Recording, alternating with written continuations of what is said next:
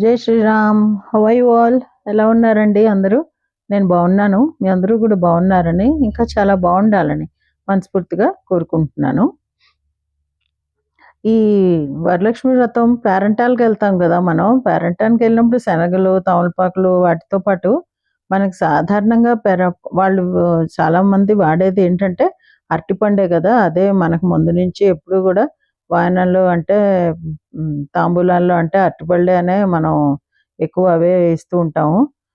అందుకని అవి చాలా మిగిలిపోతూ ఉంటాయి. సో మిగిలిపోయినవి పాడు చేయకుండా ఇలా బనానా కేక్ లాగా చేస్తే పిల్లలు కూడా తింటారనమాట. సో కొంచెం ఎక్కువ రైప్ అయినవైతే తీసుకొని ముందు పంచదార కొంచెం తీసుకొని పౌడర్ చేద్దాము. యాక్చువల్లీ ఈ రెసిపీ 3 మిగిలి పండిపోయిన అరటిపళ్ళతో చేసే రెసిపీ అనమాట. కానీ నేను 5 ఉన్నాయని 5 తోటి చేస్తున్నాను. సో అకార్డింగ్లీ షుగర్ కొంచెం పెంచాను. లేకపోతే ఒక కప్పున్నర షుగర్ అయితే చాలు. నేను ఇంకొక 30 వరకు తీసుకున్నాను అనమాట. తీసుకొని గ్రైండ్ చేసుకోవాలి. ఇది ఒకటే కొంచెం టైం టేకింగ్, అంటే ఓ 2 నిమిషాలు ఎక్స్ట్రా. లేకపోతే మొత్తం ప్రొసీజర్ అంతా 10 నిమిషాల్లో అయిపోతుంది అనమాట. అప్పుడు ఈ బనానాస్ ఇలా మ్యాష్ చేసుకోవాలి. ముందు మ్యాష్ చేసుకుని తర్వాత పౌడర్డ్ షుగర్ కూడా కలుపుకోవచ్చు. నేను ముందు షుగర్ పౌడర్ చేసింది బౌల్లో వేసాను, అంతే డిఫరెన్స్. ఇది కొంచెం సేపు ఇలా అంటుంటే మెత్తగా పేస్ట్ లాగా వచ్చేస్తుంది. ఇందులో కొంచెం మనం ఫ్లేవర్ కోసం వెనిలా ఎసెన్స్ వేసుకుంటున్నాం అండి. ఈ వెనిలా ఎసెన్స్ వేసుకోవడం వలన మనకి ఫ్లేవర్ చాలా బాగా వస్తుంది. ఈ కేక్లో చాకో చిప్స్ ఇంకా వాల్నట్స్ వేసుకోవాలన్నమాట. ఆ 2 ఉంటేనే అది టేస్ట్ బాగుంటుంది. నా దగ్గర సమయానికి ఆ పెద్ద చాకో చిప్స్ లేకపోయాయి. సో చిన్న చాకో చిప్స్ గార్నిషింగ్ కోసం వాడేవే మిక్స్ చేస్తున్నా అనమాట.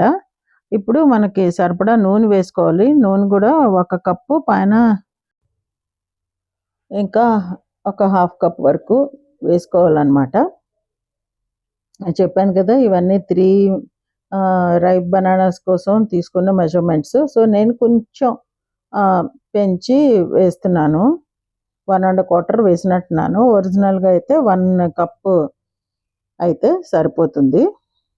ఇది ఒక టీ స్పూన్ బేకింగ్ సోడా వేసాను. ఇప్పుడు ఒక పించ్ ఆఫ్ సాల్ట్ వేసాను. ఇప్పుడు మళ్ళీ 1 టీ స్పూన్ మనం బేకింగ్ పౌడర్ కూడా వేసుకోవాలన్నమాట. టీ స్పూన్స్ మనం దగ్గర ఎలాగ మెజరింగ్ స్పూన్స్ ఉంటాయి కాబట్టి కొలత తప్పు వచ్చే ప్రాబ్లం ఉండదు. ఇవి సరిగ్గా పడకపోతే మటుకు కేక్ సరిగ్గా పొంగదనమాట. ఒకవేళ కొంతప్పుడు ఏమవుతుందంటే అవి సరిగ్గా మిక్స్ అవ్వకపోయినా ముందు పొంగుతుంది. మీరు కేక్ బేక్ అయిన తర్వాత స్టవ్ ఆఫ్ చేసిన తర్వాత మధ్యలోంచి ఇలా కిందకి కేవ్ ఇన్ అయిపోతుంది అనమాట.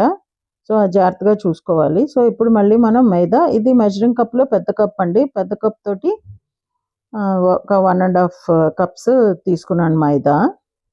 ఇందాక రెడ్ కప్ చూపించిందో అది 1/2 కప్ మెజర్ అనమాట. సో ఇది 1 1/2 తీసుకున్నాయి. మళ్ళీ ఇంకొంచెం వేసాను. అదే మాటిమాటికి చెప్తున్నది, కొంచెం బనానాస్ ఎక్కువ ఉన్నాయి కాబట్టి ఇంకొంచెం యాడ్ చేసుకున్నాను నేను. అప్రాక్సిమేట్లీ పెద్ద కొలత ఏం లేదు దానికి. ఈ మాత్రం అయితే సరిపోతుంది అన్నట్టుగా అనుకుని వేసాను. నేను కొంచెం బేకింగ్ ఎక్కువే చేస్తూ ఉంటాను కాబట్టి కొంచెం తెలుసు, పర్వాలేదు ఈ మాత్రం అయితే సరిపోతుంది అన్నట్టు. మరి పిన్ టు పిన్ మెజర్మెంట్ అవసరం లేకుండా చేసేస్తుంటాను. ఇది అలవాటు అయిపోయిన మీదట. అదే ఫస్ట్ టైం చేస్తుంటే మటుకు జాగ్రత్తగా చూసుకుని చేయండి. తర్వాత ఇలా కట్ అండ్ ఫోల్డ్ మెథడ్లో అదంతా బాగా కలిసేటట్టు కలపాలి. ఇప్పుడు కొంచెం పాలు పోసుకోవాలి. రూమ్ టెంపరేచర్లో ఉన్నవి చాలు. కాచి చల్లార్చిన పాలు చాలు. పచ్చిపాలు అయితే ఏం అవసరం లేదు. నేను వేసిన నూనె కూడా మామూలుగా మన సన్ఫ్లవర్ ఆయిల్, రిఫైన్డ్ ఆయిల్ ఉంటాయి కదా, అవే వేసాను. అందులో ఎక్కువగా స్మెల్ వచ్చేవి అంటే నువ్వు పప్పు నూనె, వేరుశనగపప్పు నూనె అలాంటివి వాడకూడదు అనమాట. సో ఇప్పుడు మనం వాల్నట్స్ కట్ చేసుకుంటున్నాం. కొన్ని వాల్నట్స్ కూడా వేసుకోవాలి. బనానా కేక్లో ఎస్పెషల్లీ వాల్నట్స్ ఉండాల్సిందే, కంపల్సరీ అనమాట అది. లేకపోతే అస్సలు బాగుండదు. ఎందుకంటే బనానా కేక్ కొంచెం గూయీగా ఉంటుంది. ఆ వాల్నట్స్ కూడా లేకపోతే మరీ నోట్లో జస్ట్ పిండి పిండిలాగా ఫీలింగ్ వస్తుంది అనమాట. అలానే మళ్ళీ క్యాష్యూ నట్స్ అవి వెళ్ళవు. ఒక్కొక్క దానికి ఒక్కొక్క రకమే వాడతాం కదా, అలాగా బనానా కేక్కి వాల్నట్సే బాగుంటాయి.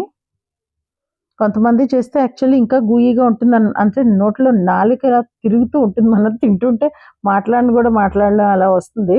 నేను కూడా ఇన్నాళ్ళు బనానా కేక్ ట్రై చేయకపోవడానికి కారణం అదే. నేను ఫస్ట్ టైమే చేశానండి ఇది. బట్ చేద్దాము ఒకసారి, ఎవరింట్లోనూ తిన్నదెందుకు, మనం తింటే ఎలా వస్తుందో, మనం చేస్తే ఎలా వస్తుందో చూద్దామని చేశాను. బట్ అస్సలు అలాంటి నాకు ప్రాబ్లమ్ రాలేదు. నేను వేరే వాళ్ళ ఇంట్లో తిన్నప్పుడు అలా వచ్చింది. మరి వాళ్ళు చేసిన తప్పేంటో నాకైతే తెలీదు గానీ, ఇది మటుకు చాలా బావుంది. సో, ఈ రెసిపీని ఎవరైనా చేయాలనుకుంటే ఈ రెసిపీని ఫాలో అయిపోండి. మళ్ళీ పైనుంచి కూడా కొంచెం గార్నిషింగ్‌కి కావాల్సి ఉంటుంది కదా! చూడడానికి కూడా బావుండాలి కదా! అందుకని పైనుంచి కూడా కొన్ని వాల్‌నట్స్ ఏసి, నా దగ్గర మైక్రోవేవ్ ఉంది. నెక్స్ట్ ఇది ఓటీజీ ఉంది. ఉన్నా గూడా ఇగో ఇలా సింపుల్‌గా చేస్తాననమాట నేను. కడాయి ఏదో పెట్టేసి కుక్కర్‌లోనో, ఇలా కడాయిలోనో ఎందులోనైనా పెట్టేస్తాను. కానీ బనానా కేక్ టైం ఎక్కువ తీసుకుంటుందండి. నాకు ఫుల్‌గా 1 ½ అవర్స్ పట్టింది. నేను 5:15కి పెడితే 6:40, 6:45కి కట్టాను స్టవ్వు ఈవినింగ్. సో, ఇలా పొంగిందనమాట. అండ్ చాలా ఈజీగా డీమోల్డ్ కూడా అయిపోయింది. అస్సలు ఏమాత్రం బాధ పెట్టలేదు. అండ్ కేక్ ఇలా చూసిన కేక్ అలా ఒకసారి పిల్లలు కట్ చేసి తినడం మొదలుపెట్టాక 3/4 ఎట్ వన్ గో లేచిపోయింది. హాట్ కేక్ ఎగిరిపోయిందంటారు చూడండి, సేమ్ అదే నవ్వొచ్చింది నాకు. హాట్ కేక్ నిజంగా చాలా బావుంటుంది. చేయగానే అదే కొంచెం చల్లారాలి, లేకపోతే అందులోంచి డీమోల్డ్ అవ్వదు. ఎంత సాఫ్ట్‌గా వచ్చిందో చూడండి. నేను కట్ చేసి చూపించట్లేదు. ఎందుకంటే కేక్ ఎప్పుడు మా చిన్నబ్బాయే కట్ చేస్తాడనమాట. సో, తన కోసం వెయిట్ చేస్తున్న అది సంగతి.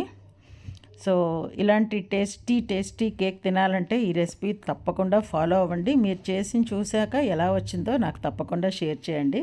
సో, ఇదండి ఈరోజు మా వీడియో.